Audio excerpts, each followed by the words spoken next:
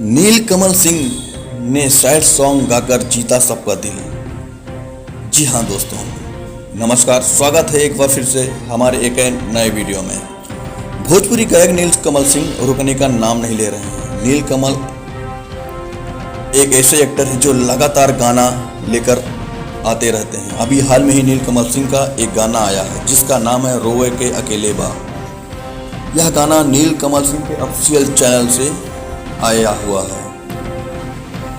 इसमें जो lead role में है नीलकमल सिंह के अलावा शिवाली राजपूत नजर आएंगी। इसके राइटर हैं प्रकाश परदेसी और आशुतोष तिवारी। इस गाने में म्यूजिक दिए हैं राज गाजीपुरी और इसमें नीलकमल एक अलग अवतार में नजर आएंगे। यह गाना यूट्यूब पर मात्र 12 घंटों में करीब 10 लाख व्यू क्रॉस कर लिया है।